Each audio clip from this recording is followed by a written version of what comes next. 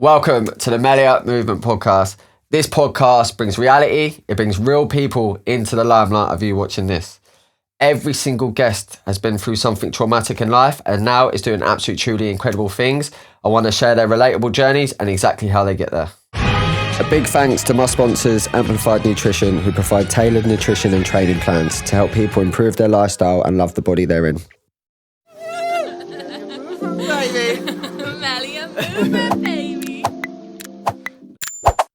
Aaron, welcome down. Thank you, mate. Thanks for having me. Returning the favour, I was on yours a couple of weeks ago. Yeah. Thoroughly enjoyed it, so it's only right I had you come on and tell your life story. Yeah, I'm looking forward to it, mate. So my memories of you growing up was just this fucking kiddie hard as nails. I used to think hard as nails at play for Newman and was just fucking mustard at football. Very intelligent and was just in his own world. Admired it a hell of a lot. Definitely admired it a hell of a lot. Very inspiring, sportsman to sportsman. Didn't really know much behind the eyes, apart from I hope I'm not playing on the fucking left wing. I've got to go up against the cunt. So I'm really looking forward to diving deep and sort of finding out who Aaron Knightley is. You're smashing it in the world of business and the social media side of things now. So let's find out where it all started and who is little Aaron and the journey you are to be Aaron today. Yeah, I like that. Little Aaron. Little Aaron has always been energetic, loud, you know, someone who wants to sort of hold the conversation in a room. You know, I've never really been fazed by someone's size if they're louder than you. No, I've always been that person that's had a lot of energy, which now massively reflects in my son giving me a run for my money. So we have a little Aaron as we speak. But I just had a lot of energy and very, very into my sport and come from a very, I would say, you know, what you would say a lower working class background in terms of really what we had growing up, which wasn't a lot. So picking up and getting into football and being, you know, gifted or, you know, talented at football, which I did play, you know, we'll get into, that was my main focus. That was a big thing for me. You know, I played for Brighton, the Centre of Excellence, since 6 years old to the age just before 17. So I played high level for a long time. So full of energy. As you mentioned on my podcast as well, I did get into that state of certainly going through school, trying to prove myself. I was louder. In primary school, I was bigger than some kids. I had a lot of energy to blast out, and at times it went in the wrong direction. And, you know, secondary school had a lot to prove. As you say, you know, you get in certain crowds. I spent most of my life as a skinhead. You know, I didn't have a lot of hair, and actually until later in life. And I felt like I needed to prove things at times. There were a few you know, rucks here and there and stuff like that. I know some stories were fluffed up more than others, which went around other schools and stuff like that.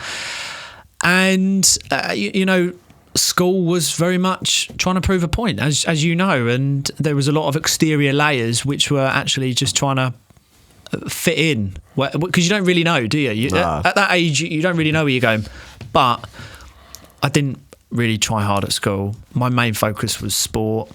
And that's where I wanted to take my life was football, and until an unfortunate injury, it all changed, which kind of changed a bit of, you know, my life direction as I got older in life, and which I'm sure we'll get into.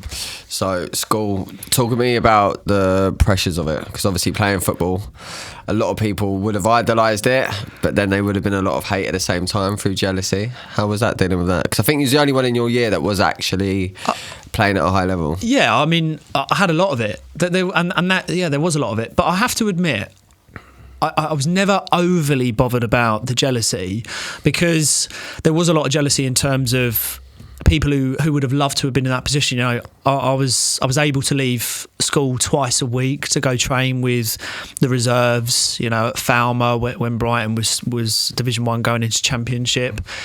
I was playing in front of big crowds. I was playing for year 11s when I was in year 9 and year 8, and I was able to leave school. So there was a lot of, you know, as you probably know in rugby, you know, that sort of like mid-school, you know, afternoon, Aaron captain of the team. There was a lot of that. So yeah, there was a lot of people that didn't like it. I did like what it brought. You know, there was a lot of a lot of the attention from the girls and stuff like that. Like I did like all that. You know, I certainly played on it a lot. But in terms of dealing with the jealousy, I just used to almost thrive off of it. I've got to be honest, even to this day, I think certainly adopting it from my old man, I have thick skin. Like as I get older and I go through different hardships, even with deals falling through, with business being a struggle, I've actually learned that I do keep pushing forward even in hard times, and I don't tend to let things get to me. And I think I'm learning that more and more, and actually I think is a benefit to me that I don't let things get to me too much. So yes, I've dealt with the jealousy, almost thrived in it a little bit. But at the same time, I had to be careful because I was getting into trouble with certain individuals. There were certain, like, you know, the fights at school and stuff like that. So I had to be careful because also I had, like, you know, I had to basically fulfill a requirement of reports at the end of a year to play for Brighton. So I also had to balance in what trouble I got into. So it was a bit of both. But yeah, I was just, you know, I'd something to prove. Jealousy, I just, you know, water for a duck's back it was. Amazing. What was it like at Brighton? Brighton was brilliant. I mean, I had some of the best times of my life there. You know, I've played against United, Chelsea, Fulham. I've played in front of big crowds. I've played all around the country. I've had some of my best friends in Brighton. I've had some of my best memories. But at the same time, when I taught my cartilage and I had an op, then obviously that was kind of the downward spiral. There was also a lot of corruption, believe it or not. Even from an early age, there was a lot of corruption in that high level, and it was tough. You know, I spent most of my life, I never concentrated on school. I wasn't academically good. I've never really enjoyed school. I've always wanted to do my own thing. So when I left Brighton and I was released, that hit me hard, because then I was like, fuck, I don't know what to do. I don't know what to do. I've spent my whole life not being bothered about anything else. Because you thought this would be playing out. Yeah, you know, like, imagine as a kid, you know, playing for Brighton, and you go to Sunday League, you know, or you go and watch your friends play and stuff like that, and you're in the paper every single week. I was pretty much in the paper all the time, locally, you know. That does go to your head. It does. And I didn't realise it at the time. I remember sitting, this is going to be a funny story, if anyone ever watched this from school, I remember sitting in year 11 at the last year, and we were getting out certificates for what people won. And I remember Conor Maynard got most likely to be famous. And someone stepped up on stage and they were reading out, and the award for the biggest ego goes to, and I remember turning to a kiddie called Matt Smith, and I went, mate, you got this in the bag, Aaron Knightley. No way. And I was like, you kidding me? So it does go to your head, and I got this award for the biggest ego. But it does go to your head. How can it not? I was worth, like, at the time, I was worth about £19,500 as a 11-year-old. And then worth, you know, by the end of it, how they priced us if we were to move to another club at like 30 grand, at like 16 years old. You know the price that you're worth if someone wants to buy you. How can it not go to your head? Yeah. So, yeah, but I dealt with it. So how the setback when it happened? Well, it was hard because I was on a 2-year scholarship, meant to sign a 4-year scholarship, which would have seen me through, and that was cut short without ever playing any games. So once I went through rehab, they never allowed me to play any games. And there was a lot of corruption within Brighton, and I couldn't do anything about that. So right. I went to exit trials. I did all that stuff. But as a 16, 17-year-old, my life that was it. Corruption, what do you mean by that? There was a lot of corruption for, you know, that there were things being said about me and certain individuals who were loud characters in the changing rooms, who were progressing really quick. And when certain players sort of get together and they don't like it and they start sort of saying that this has happened, you know, there was a zero tolerance to bullying and stuff like this, and certain things were being said that weren't factual, and also, believe it or not, from certain, you know, trainers at the time. I think they were a little bit jealous and a bit almost envious that their life didn't pan out like that, and that they're a trainer and they're not a potential player. And then there was a lot of that. So yeah, there was a lot of corruption, and that was one of the reasons why things ended as quickly as they did. Okay, now that's a lot to take on at your age. It was, yeah, because it left me in no man's land. I didn't know what to do. Like, I was like, hang on, I've spent my whole life academically, I'm not good. Yeah. I've got all this energy, and then from there, I moved into boxing because I needed to keep moving my energy about, and that's the way that panned out. How did the boxing go? Boxing was brilliant. I boxed for several years. I was licensed. I had amateur bouts, unlicensed bouts. Again, that was a lot of pent up frustration as well. Also, again, still trying to prove a point. I was always trying to prove a point. Only till a few years ago. Really, I've kind of gotten over it. I'm content in my journey. I've very much got horse blinkers on now, but I was in a state of trying to please an unknown audience. Yeah, I was for a long time. So the boxing was for me discipline, getting rid of energy. I still liked that feeling of a tear up. So when I say to people, I was very different. 10, 11 years ago, I really was. Some people find it hard to imagine until you start looking back at photos or videos on YouTube, which you won't be able to find because they're all private now. But there are bouting videos and stuff like that, and other videos and stuff. But yeah, it was just. I knew there was always more. There was always more that was going to come out of me, to which I'm sure we'll get into. I know you said about the proving a point. Where did that stem down from? I think we were in a day and age of, if you were going to prove a point, it had to be done, like I said, face to face. If someone didn't like you, it was very much at some point you're going to come to lockerheads.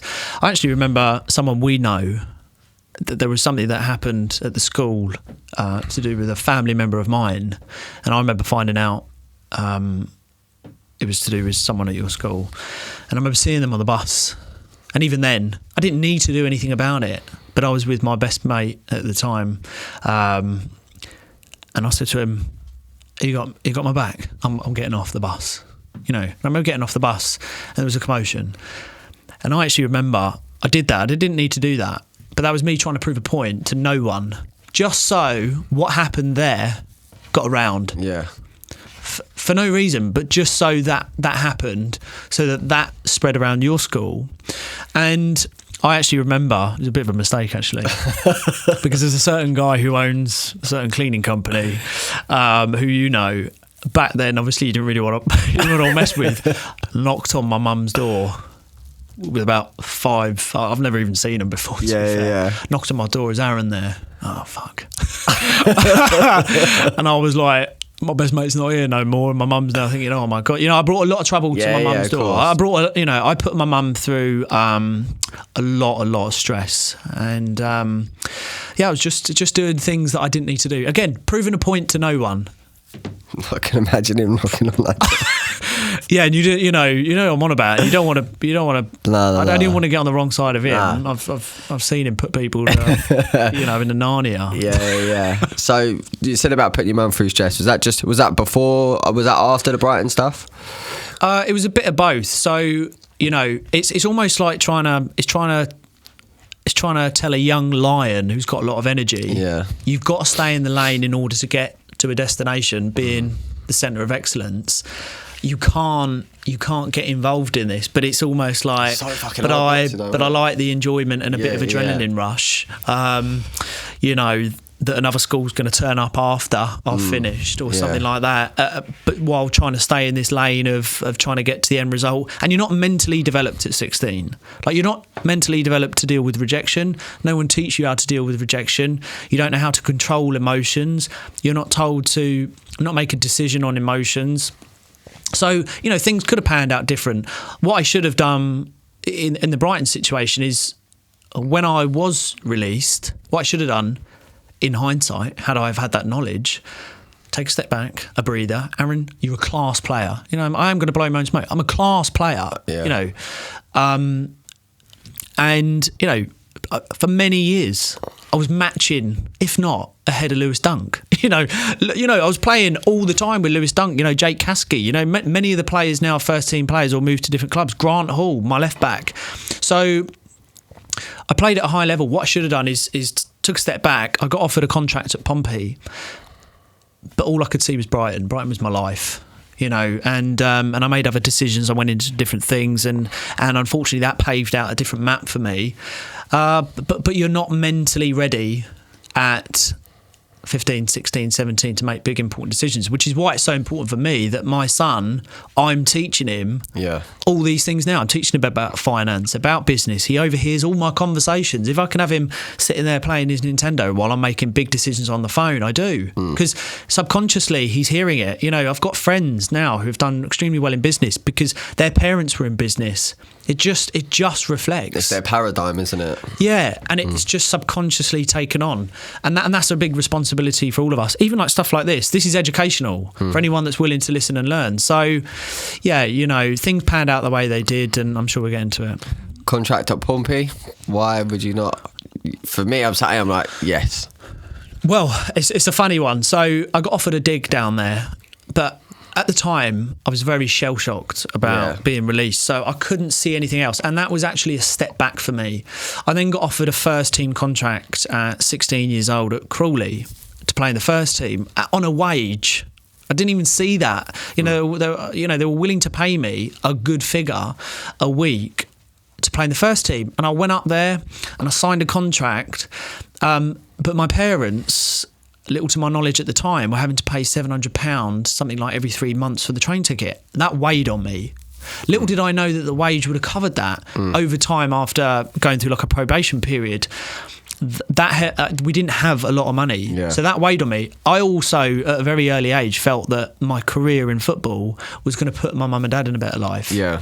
So that was a big thing for me, and when I went to Crawley and I started playing and I started training, they were very pleased to have me on board because I was, you know, at a young age and I'm playing with big guys, mid-20s, 30s. The quality wasn't there, and I was like, I'm not fucking playing this. Yeah. Like, you can only go as fast as your slowest man. And I was going slow, and I'm like, are you kidding me? Like, we can't even, people can't even keep the ball on the ground. Like, everyone's, you know, we've got a defender trying to strike. What's going on? So it was very hard for me to go from such a high level, you know, having Drogba, having Gary Lineker on a sideline watching me play when we'd play against Chelsea, and we'd go to all these clubs, and you know we'd be playing at such a high level. That was very difficult for me to then go to Division 3 and play for Crawley. Lo and behold, you don't see the bigger picture. Division 2, they moved to Division 1. Their players, first team players, are probably netting maybe $4 or $5 a week. It's a good wage. You don't see that at 16 years old, and I packed it in, and I was going out with a certain girl from my school at the time, and I was like, I'm going to be away from her, and I didn't want to do that. So that's the way that happened. Ego is a massive driver for that, would you say? Yeah, it was like, you know, at that age, it's like, no, the club needs to keep up with me. Yeah. I'm playing. Fucking true. I used to have that rugby. Yeah, I'm playing at a high level. You know, whether they were men or not. You know, my challenges were strong. I was strong. My game outplayed fully grown men. Yeah, but you know, that takes me back to, you know, my parents. When I was younger, my dad would take me to play on a Sunday on Baswick Field, and I'd be playing against fully grown men at like 6-7 years old. You know, and while there was one guy in particular, Andy Smith, his name, he lives in Australia now. Oh, he'd take me out. He'd totally wipe me, bring me to tears. My old man's totally emotionless. Yeah. Like, totally emotionless. Wouldn't think anything of it. Back up, Aaron. Crack on. I think that really actually helped. Yeah, definitely. Because there was never a tackle I backed out of. I'd go through someone fully committing every single bone in my body. I remember seeing it. Yeah, I wouldn't. It's you against Ross Ward most of the time. Yeah, I'd go through Ross. Yeah, I remember Ross came through trials, and that was the other thing. When someone would come in for trials, and they came in at the same position as you, that was competition. Yeah, of course. It's not a case of welcome into the team. It's a case of I'm going to break you. Because you are now my competition, and it was. Yeah. And then people would see that. They'd be like, right, Aaron, we've got a centre-back who's just come in from, you know, he's been released from Fulham, he's come in and he's pretty tasty. Well, fucking watch this space. Because first training session, I'm having him.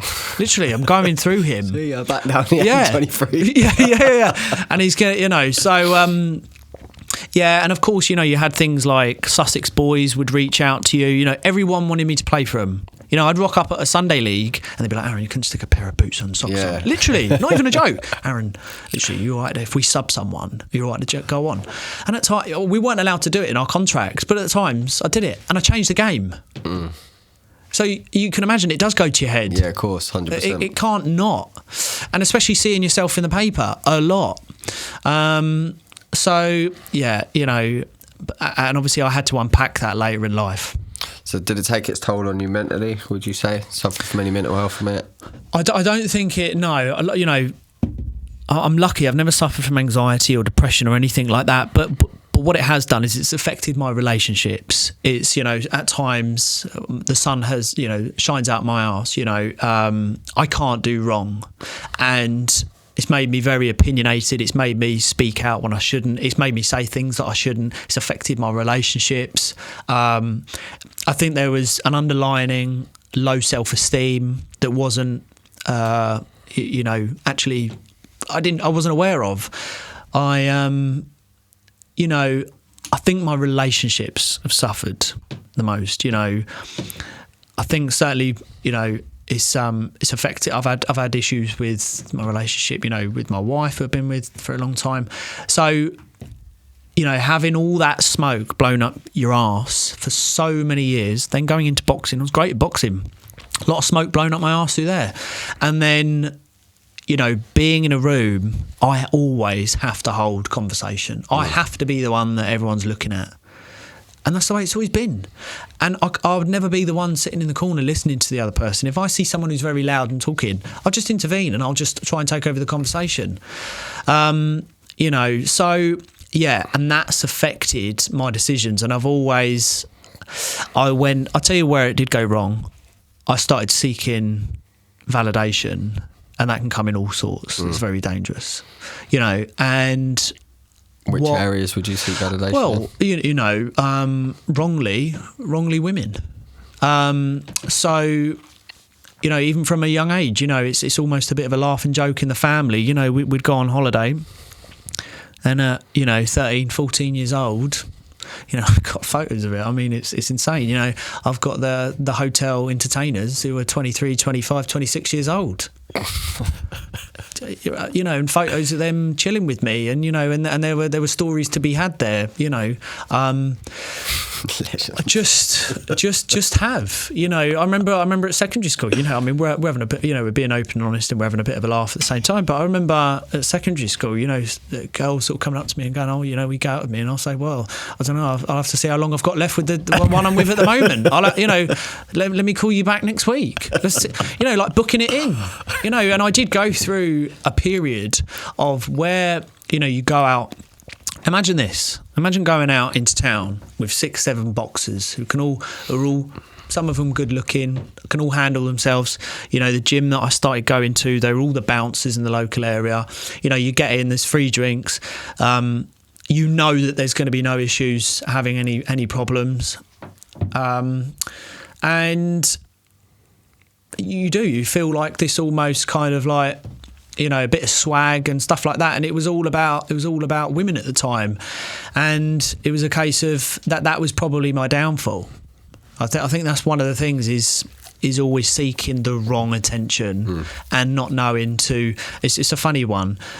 For a male, I do believe it's either pleasure or purpose. That's the thing. I think it's either pleasure or purpose. And sometimes I went down the wrong route of pleasure, at times. So it's always external happiness we're searching for. It's never internally. Yeah, it's always looking for someone else to, you know, for a long time, tap you on the back and say, you know, you're doing really well, or, you know, just looking for external validation of what I'm doing. And really, that's been going on most of my life. And that's what I had to unpack. So where did the unpacking start? I think realistically the unpacking started only a few years ago, really. I think it started to show cracks, you know, at times in my relationship, you know, in professional, personal, and I think things, you know, started to happen where I found it very hard to actually accept that I might be the root cause of a problem. And to turn around and say, no, I don't need validation. What are you going on about? This is just the way that I am. It's you're very quick to say, well, no, it's you. It's not me. Yeah. You fit in with me.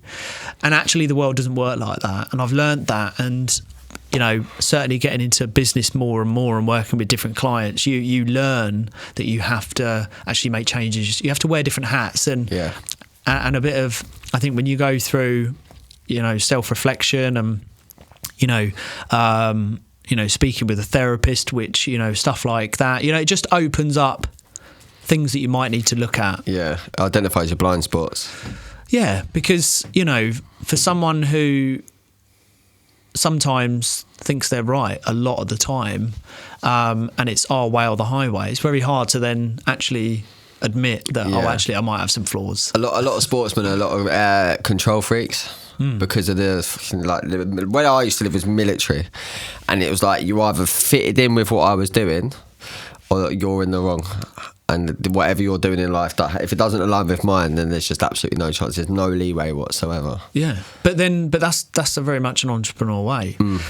Criminals and entrepreneurs are very much similar. It's just that one isn't guided into the right way. A criminal can make an income out of nothing, so can an entrepreneur. They're both creative individuals. It's just that one goes down a different path. It's coming to the crossroads. Yeah. Have you got anyone to steer you down the right path, or have you not? Yeah. And then also, little caveat and a back part of that is, who are you surrounded with? If you've got a bad network that are already down the wrong path, well, you're going down there. If you have a good network that has done legitimately well, and you're on the cusp of making that decision of what way do I go? Well, if you've got a good network, you're likely to go down that route. And I think some of us make that 180 turn later in life. Some do it earlier. It's really what you're exposed to. Going back to what I say with my son, I've exposed him to this very, very early age. So it's likely he'll make good decisions. The circle of who you're around is... I mean, look, I'm covered in tattoos. I've got a big tattoo on my neck. But I'm working with some of the richest people in the UK. It's not even a joke. It literally am. So is it possible? It's possible for anyone. Anyone can make a change. Where was your network of friends like at school leading up? Obviously, getting released at Brighton, was there a lot of support there? I had one best friend at school. I use his first and his last name, PJ. Probably know who he is. And, he was my main best friend. But let's face it, are they friends? Not really. They're acquaintances. I always knew that from an early age. That's the thing. I've always been a bit of a lone wolf. Even early on in business, people said to me, why don't you hire a team? I don't need a team. I need me. I'm going to answer the questions. I'm going to pull myself up. That's something I've learned, which we can talk more about, is, you are the key. Like, that's it. And no, I didn't really have many friends at school. I had people around me, but at any point were they change. How can you say a friend is a friend when they turn on you the week after? Same as primary school. I say to my son, what's happened to you and Harry? Oh, I don't like him anymore. You only liked him the other day. Yeah, it always annoyed me. So you don't really have friends. You have family and you have acquaintances and you have some close long-term friends who, you can say are friends. But when I left school, it was no different. It was no different to me. Even in Brighton, Centre of Excellence, it was dog eat dog. You had to outperform. Yeah, of course. You're always having to play. You're always having to learn. You're always having to adapt. Training outside. To stay ahead of the game. So I'm very used to being a lone wolf. So that's never really been an issue for me. But I am a camaraderie pack animal where I do like to be around people, even if they don't like me, because I'd like to turn around and be in a room where people are like, oh, blah blah blah, I've done this, and I'm just waiting for my turn to talk. I'm just waiting for my turn to say, well, you've got a black cat, I've got a panther. Just to kind of top trump someone. That was a bad thing. Again, that was the whole seeking validation from, let's face it, people who don't care. So yeah, I've always adopted and learnt to be on my own, work on my own, and I've been all right with it. Do you ever get lonely? Oh yeah, all the time.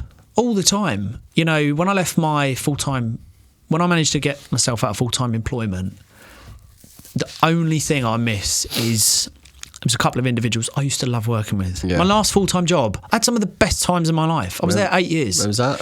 That was a few years ago, and I had some of the best times of my life. People I worked with, you know, I had such good fun, and I do miss that camaraderie, but I do not miss the way people treat other people. Yeah. I have learned that no matter who you are, everyone deserves the same amount of respect, and that is kind of a bit of my side mission, is to really enforce that opinion. Because, you know, I came out of a restaurant the other day, and homeless guy, some homeless people were talking about this, some homeless people just stick out to you. This guy was, anyway, pissing it down with rain, said to my son, my wife was there, said, let's get him a pizza. So we gave it to my son. Didn't whack out TikTok, wasn't filming it. It's not about that. But it's about, I'm not going to be homeless tonight in the pissing rain. He is. Yeah. And it's just about, he is just a human, and something really bad has happened in his life, whether it's him or not. And it just annoyed me in the corporate world that people are so quick to adopt power, take it on, change, soak up the whole man management opposed to being a leader, and talk down to people because they might be on a salary packet that's slightly higher. It makes no odds whether you're the cleaner or whether you're the owner. It makes no odds. Is that what you got fed up with in the environment? Yeah, I was just sick of it. I was sick of it because I'd been building the investment firm for many years on the quiet. I blocked everyone on social media. I've always been fairly savvy in terms of what I need to do behind the scenes. And I started to, when I knew that I needed to get out of full-time employment, I always knew that I wasn't going to work for someone for the rest of my life. But when I earned my first big bit of commission, and in such a short period of time, but solely because of my network, I was thinking, I don't need to be here. I've now earned more in a week than my senior director. Yeah. Why am I? What? I now do not need to take shit from other people. And a very good friend of mine, who's worth over 150 million, said, I've had everything. There's nothing I haven't had. But let me tell you something money does buy. You don't have to put up with shit. You don't have to put up with shit. So true. I drive fucking round true. in London in my Rolls Royce. He said, pulls up on the double yellows, and you pay the ticket every single day. Because I've got to take 2 steps, and I'm in the cafe of my choice. I'm in the Delaney. I'm in the Ivy Asia, you know, wherever it might be, I'll pay the fucking ticket. You don't have to put up with shit. And that was the one thing. I got to the point of full-time employment. I had a good buffer in the bank. I was earning good money from the investment business. I didn't need to be spoken to from someone who's earning £46,000 a year like shit. Yeah. Don't need to. No, it's crazy. And very quietly and humbly, because of my background, I could tear them a new arsehole and say, sit down, let me tell you a little bit about what I'm doing. I could go back to the whole seeking validation, ego, all going to my head. But I had to let go of that, and I just had to smile and wave, you know, like the old Madagascar, you know, and fling the poo, you know. Smile and wave. Smile and wave. What are we going to do today? We're going to fling poo, you know, like, I could, you know, even the way that I talk so different now. Yeah. If I went back to school, I don't talk like this. Yeah. But I talk like this now because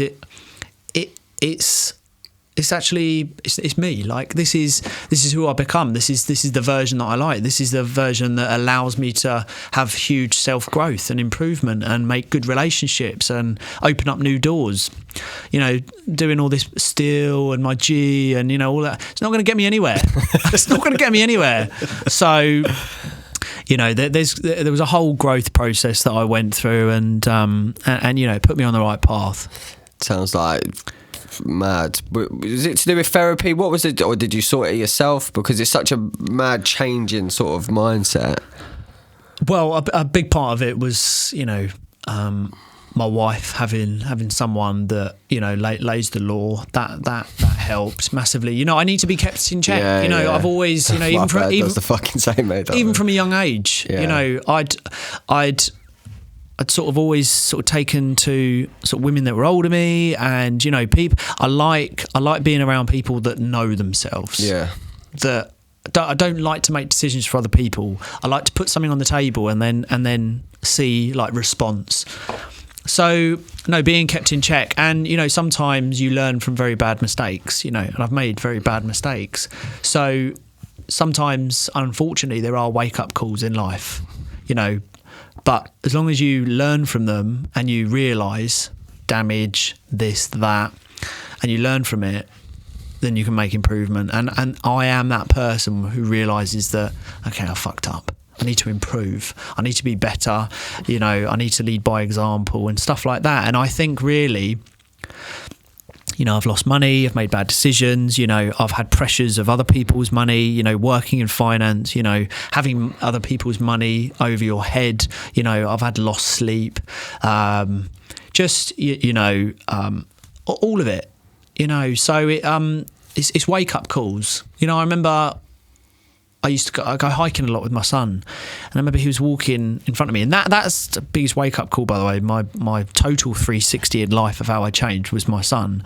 But I remember we were out hiking over the downs, and he was in front of me, and he had these lumps on his neck, and I thought, fuck.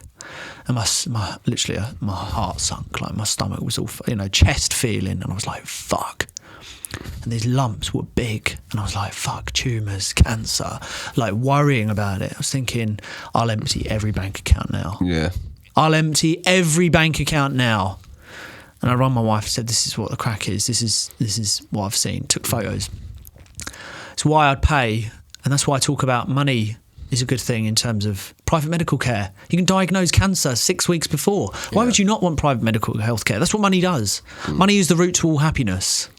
You know, controversial. You know, some people say this rubbish. No, money, the physical thing, is not bad. Money allows options. Options is private medical care, getting seen to instantly rather than waiting in the NHS for a bad decision and wrong medication. That's not what I want. Money allows choices. So I was fully prepared to empty every bank account there and then. I would die for him. So that was a massive wake-up call, realising, my God, He's my world. My job is to make money for him, to provide for him, to live for him, to be healthy for him, to be strong for him, to defend him, to guide him. That's it. That's all life's about. You know, we were talking about it, you know, I've seen that video, last one in, first one out. It's still, the message behind that is to be with loved ones. It's not to leave your house and go spend time where you could die in the car accident on the way to work. You're not getting paid. You're not being respected. You're not being treated as an adult with, you know, with the right respect and value. And that is taking you away from your loved ones. And until you have a child, life becomes that much bigger, because there's a little person now in the world that you've got to care for who is bigger than you. And that was my turnaround in life. Do you think that upbringing that you've got from your parents, that's where it stemmed down from? Yeah, I mean, you know, I've always been loved by my mum and dad. You know, my sister have always been loved. We were given everything that they could. You know, my dad's over 70 and still slogging away, you know, but my mum don't want him at home. Yeah. You know, because he annoys the shit out of her. He annoys the shit out of me. He's emotionless, but I love him because he's always provided. He is a shy horse. He is an absolute powerhouse of a worker, and I've always seen that. I've never seen him cry. You know, he was in the army for a long time. You know, I always say he is the ultimate hitman because he has no emotion. He can switch off. He could do very, very horrible things and go to sleep. Yeah. You know, he could be so. But what that has shown me is get on with it. You know, Elon Musk was interviewed not too long ago, and a guy said to him, how do you deal with, like, you know, stress, and where do you get your inner strength from? And he was like, what? He's like, where'd you get your inner strength, your drive? And he was like, I just get up and do it. I just what do you mean? I don't know what you're on about. I just do it. Like, a job needs doing, I do it. I can't comprehend what you're saying to me. Like, what do you want me to say? Do you want me to go into, you know, the violin story? No, I wake up, I'm pale as anything because I don't go in the sun, and I get on with it. And I think my dad has taught me that. My mum has taught me the emotional side of it, that actually, Aaron, you do have to take in consideration other people's feelings. You know, my wife has taught me a lot. I was going to say that. Would you say you're in touch with your emotions? Yeah, very. You know, I'm very romantic. You know, I'm very thoughtful at times. You know, I'd like to think of myself as a good person, but that has made bad choices, but learns from them and stuff like that. But, you know, I do the best and I work hard, and it's all for a bigger reason of my family and my son now, and my parents have guided. I wouldn't take money advice off my parents. I wouldn't take certain life life advice from my parents, but what I can look back and see what's happened is that they have worked solidly and provided and been able to give me options, you know, and they've gone without. And it's only right that I now break the mould, because at some point someone's got to pay the bill. Yeah. Do I want my son having struggles when, you know, our children, especially where we live, are going to need a minimum of $500,000, if not $750,000 cash just to buy a house? Do I want him to go into that situation where social media could destroy him, could depress him, could cause all kinds of issues? He's going to go through relationship issues. You know, relationships won't survive over the next 5-10 years. They can't. It's not going to happen. So I need to break the mould, and I need to put my body through it. And there's no lengths I'm not willing to go to in order to do that. Yeah, you prove that day in, day out. Yeah. Definitely. From just short space of time we've been back in contact with each other, it's inspiring to see.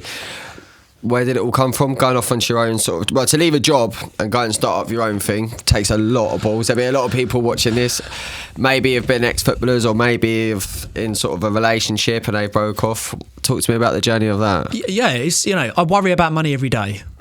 Every single day I worry about money massively.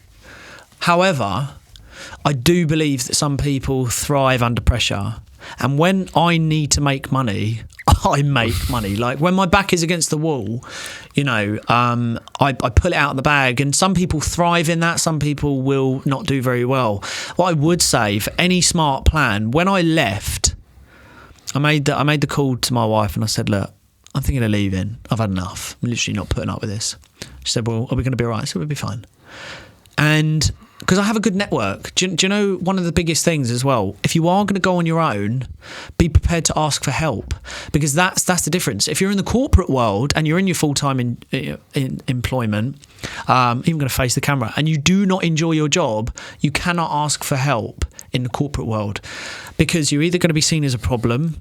There's either something they now need to look into. If you dare open your mouth about mental health, they're like, fuck, we need to get this person out of here, because they're going to bring fucking media. They're going to bring problems. They have time off work. We've got to pay them for it. They become an issue. It's HR. HR are human resources. They're not.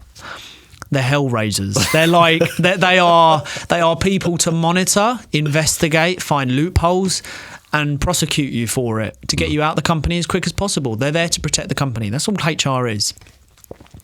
I had, and I hope she watches this, and if you are, there was a HR woman in my place, and when they started to find out what I was doing, right, I had a friend come down from the office and he said to me, by the way, HR and some of the managers are on your website and YouTube. And I went, oh, hi. I thought that because I'd just seen it come up on my watch, the location. And he went, yeah. I said, that's right. Anyway, HR were in one day. I thought I'd just seen it come. I don't understand. But, you know, HR were in one day and it was like a fancy dress thing and she was wearing something. And I, under my breath, went, that looks like shit. And she turned around and she went, what did you say? I went, oh, nothing. She went, Aaron, do you know the head of HR is in today? And I went, and what? And other people were like, oh my God. And I went, I'm in today. And she was like, you know, I thought, I don't care. Yeah. You're a human. You piss the same, you bleed the same, you breathe the same air. What do you mean head of HR in? I don't care. I had an emergency buffer. I had money in place. I had investments. I had income elsewhere. I put all those in place and I worked hard. And people would say, well, Aaron, how did you do that? I put in the hours. I did a 10-hour shift. I went home. I spent time with my family. I watched the Netflix. I did all the cool things. I went to the park. They went to bed. And I got up again. And I did the second shift, because we are in a society where we believe there's one shift. All right, I'm not promoting this whole Gary Vee, Grant Cardone, Dan Penner, you know, all these billionaires, you know, 24/7, because it's not possible. Because I go through a crash every 3 weeks, where I listen to my body. But yes, I'm young enough to wake up and put in a few more hours to earn more money. Why? Because I want it. Again, going back to breaking the mould. My son will not go through struggle because I couldn't be asked. Yeah. My self-education can go as quick as it wants, and I'm going quick. Going back to what we said off camera, we're in a world where we can go quick. So I was willing to do that. Other people will come up with bullshit excuses why they can't do it. Fine, you'll have a very different lifestyle to me. So I was prepared to do that. And when I got to a stage where I was comfortable, I didn't need to put up with any shit. I didn't need to brown nose. Oh, such and such is down today, head of such department of the area. And what? Oh, you're not going to come over and say hello? No, I don't care. I don't care. And they started to pick up on that. And they were like, Aaron, why are you not promoting? Aaron, why are you not doing this? Aaron, why are you not coming up to the meeting? I don't need to be there. Aaron, why are you saying no? Well, I have good reason to. It's all about the fucking brand in corporate environments, isn't it? Yeah, it is. It's people are afraid to talk up. And I got sick of being in an environment where people weren't willing to speak up as adults. Don't you find it weird in the corporate place? You actually have to put your hand up basically and say, can I go toilet? Yeah, I'm mad. I worked at American Express for a little while, and I was top in sales, and then the fucking team leader sat me because she just couldn't control me. And she was like, you're always on your phone. I'm like, yeah, because I make more sales on my phone than I do sat at this fucking screen like a robot. And literally within like 3 months, they were just like, off you go.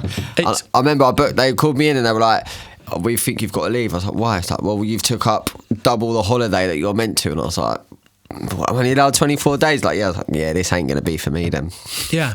Do you want to, people say, well, it's the best place to be in corporate world. It's the safest. No, it's not. Lack of control. You never know when you're going to get pulled in. Gross misconduct, bullying, peer pressure. Managers don't like you. It's the least control you'll ever have. Yeah. When you work for yourself, if you have a bad day, well, that's on you. If you have a good day and you earn a lot of money, that's on me. Yeah. I'm going to celebrate it. So, there is more risk. And then people go, oh, but in an economy like this, Aaron, this is where you want to be. I don't listen to the news. I don't care about this Nord. I don't know. I don't know about who's died, who's been raped. I don't know about, anything going on. I have no idea about any of it. All I know is I wake up and I'm going to go close more deals. I spoke to a guy this morning. He's got £50,000 to invest. We're going to do some great business. I didn't fucking wake up and start talking about Nord with him. I don't care. It makes no odds. He doesn't care about it. He's made a shit ton of money. Yeah, 100%. 50 grand to him is pocket change. So I don't immerse myself in thinking, oh, well, it's coming up to Christmas, pinch. What are you going to do about, people put on the last one in, first one out video. They go, oh, well, let's see how he gets on when the gas and electric goes up. It's already gone up. I'm fine. I'm good. I'm fine. So because I'm willing to put in the work to make sure I'm fine. And that's why I really, really struggle to take on board the excuses, because we all have the same opportunity. Everyone has the same respect. We all bleed the same. Everyone can read a book. Everyone can listen to a podcast. Everyone can wake up at the same time and put in a second shift. There isn't an excuse. There isn't. There just isn't. Single dad, single parent, single mum, whatever. Doesn't make a difference. Everyone can still learn. Everyone can still apply. Everyone can move online. So... And I learned all this, and and that's why your network plays a big part, because I'm constantly inspired of new ideas because of the people that I'm around. Self-taught? All self-taught. I've done something like 31 days, 18 hours, 52 minutes, however many seconds on Audible. Been my biggest game changer. Listening on the go. Again, going back to, we can go fast and everything. If you want to earn 10 grand on TikTok, you can. If you want to earn 10 grand a month on YouTube, you can. If you want to earn money from blogging, you can. If you want to sell your podcast to Spotify, if you can get enough downloads and you can get, say, 100,000 downloads in the first year, you probably sell it to Spotify for $500,000 because it's worth it. And they own the rights. You carry on with your podcast. You take an income from it. Everyone can do it, but you have to start. It's going back to the diet. I will start January the 1st. Why? Start now. So Audible for me was the biggest game changer, because if you can change your language, you can change your mindset. You don't have to be around people every single day to be inspired. Blueprints are everywhere. There's a saying, success leaves blueprints. All you've got to do is come along, sweep them all up, straight in the old noggin, and then apply it. Who wants to be a librarian, I say. I wrote a book called Self-Education Equals Success and Income, and it's on Amazon, and that whole book takes you through a journey of what I've done and my thought process and things that I've learned. And one of the chapters in there is don't be a librarian. We all know that family member who sits around the dinner table, oh, I did, back in the day, I know this and I know that, and they go, Grandad, did you do it? No, I didn't do it. Well, how the fuck do you know it? Well, I just know it. Yeah. Boring. I want action takers. So don't be a librarian, be an action taker. That's a sick little take home. I'll take that. Little nugget, I'll put in the pocket. You can use that one. So how's life now? Obviously, I know what you're up to, but I've just sat here and I'm just learning. This is what I love about the podcast. I just get to sit here and learn. So what are you up to now? You know, so I'm running, obviously, as you know, my own podcast. That's taken off. You know, things have gone crazy since leaving full-time work. What I will say, just to finish on that, if you are in a position where you've saved up enough money for 3-4 months, you know, and you're thinking about leaving your full-time job, or you can carry on building a side business. What I did learn, when you do leave, you can really compound time, because time is the most precious thing. Everything I look at now is return on time invested. And, you know, now my main core bread and butter is always going to be the investment firm, which I'd love to turn into an official family office. And I work with family offices. And now, you know, I'm a podcaster. I'm on TikTok, by the way, if you didn't know. I know your man here knows that. But, you know, TikTok is very lucrative in terms of opportunities that I'm very excited about. YouTube is a massive thing. It's a long slog. You've got to keep plodding away. Love podcasting like you're doing. I'm writing my 3rd book on Amazon. You know, I've got a few digital products online. Went into business with my YouTube sponsor, Paul. We opened up peak performance events. We've got some incredible people on board. It's growing rapidly. And we're documenting that going, because we want to show the proof in the pudding. You know, I'm all about proof of concept. You know, people are starting TikTok courses, you know, $3,000. Because they did a video for someone else that did $500,000, you know, and they're charging like $3,000. It's not proof of concept. For me, you've got to do multiple viral videos. You've really got to show case study what you can do. I'm a big believer in that. And a lot of people say, well, you can't start a business with no money. Well, not if it's a tech business. Tech is always changing. You need incubators and angel investors and equity and stuff like this.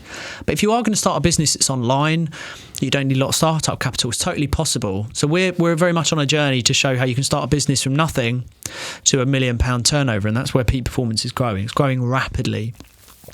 You know, we went first event, we've only done our 3rd event. We went from 70 people to 197 people in a room. That's insane. You know, we've got Alan Sugar in the background. You know, how much more credibility do you want? We're filming with Lord Alan Sugar, I should say. We're filming with him in January.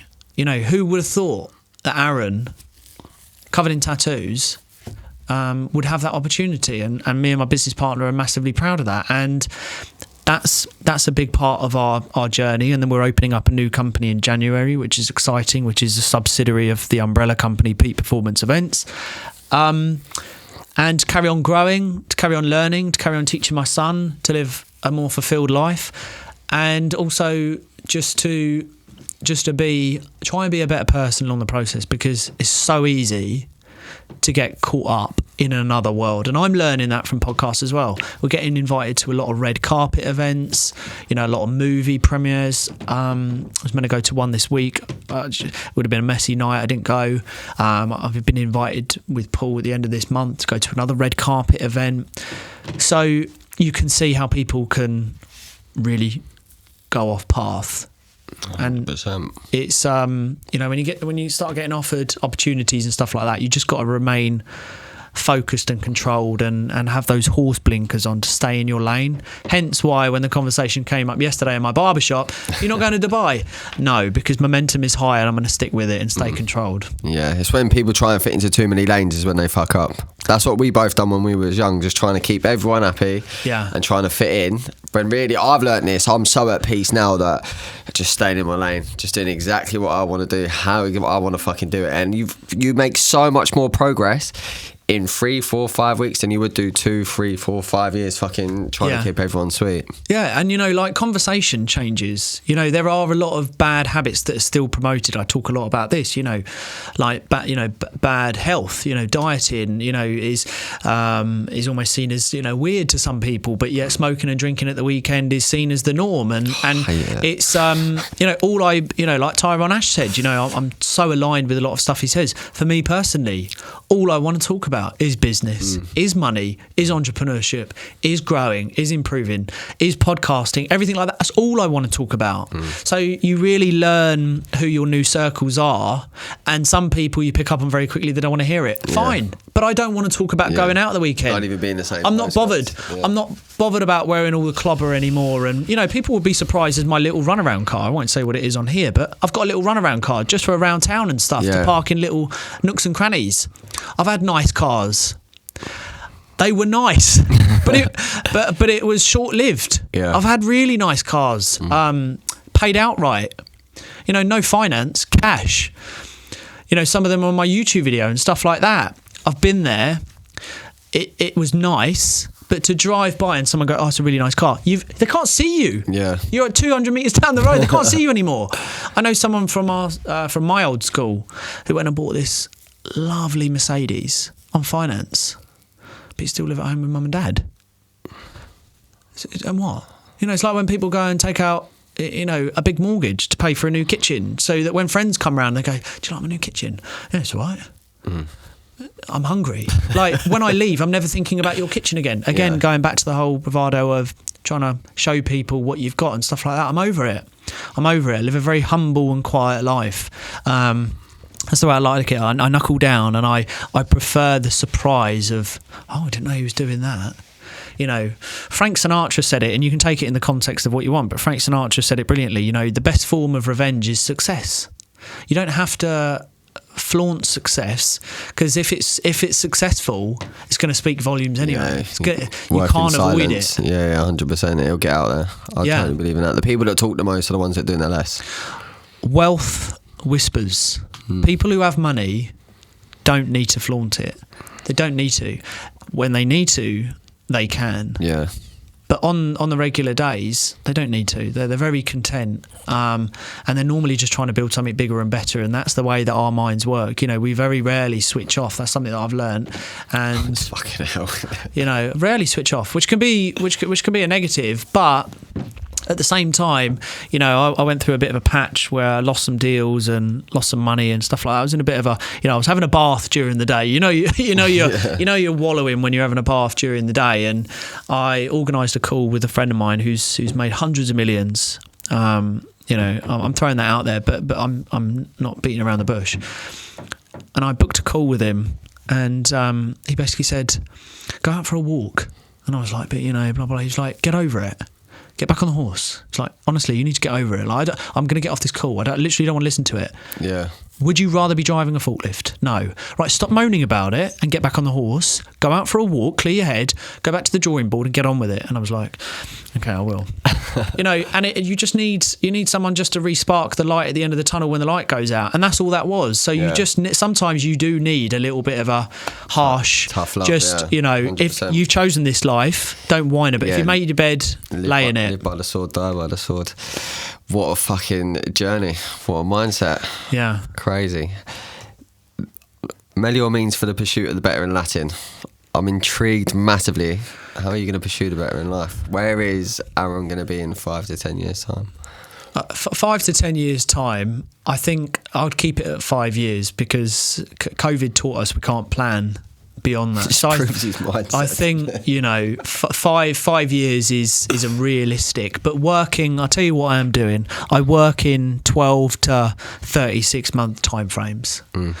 And within those, I just want to have a good movement of reality and possibility. So whatever journey I end up going on, there's going to be ups and downs. Along the way, I just want to prove to other people who are watching, because there's a lot of eyes on us now, that that's quite important, that we show reality and everything's possible.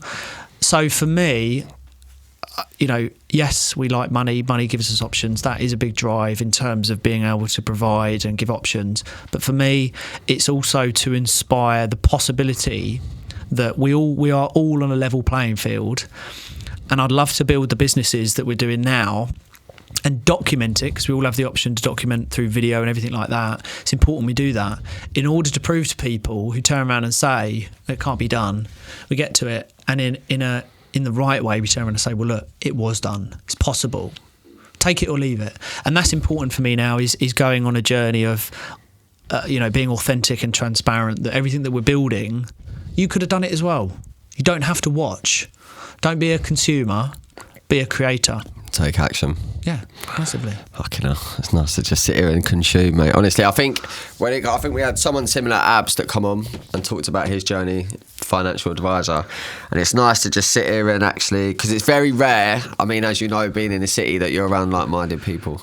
Yeah. So honestly, thank you today. Pleasure. It's nice for me to take in knowledge. It's all well and good on YouTube, but to see it face to face, because I'm obviously only really 6 months to a year into business. Yeah. From when I actually was like, shit, time to get my head down, sort of thing. So it is inspiring. I'm truly am grateful for you coming on to speak. Oh, mate, pleasure. And it's actually Thanks nice. for inviting me. I've absorbed a hell of a lot, because I remember I come on TikTok and I was like, and then you come up again.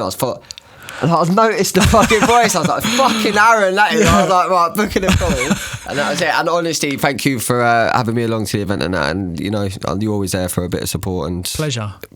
Yeah. Info whenever I need it. So yeah, man. I'm looking forward to what's to come in the future. Yeah, it'll be big and it'll be exciting, mate. Definitely. Awesome. Well, we'll put all your tags in there anyway. There'll be about 30 down in the description. Yeah. But as always, thank you for watching. Please push this into the path of someone you may feel benefit from it, which is probably after population if you want to make money. So big love, and as always, smell your fucking movement, baby. Awesome. Baby. Smell your movement, baby.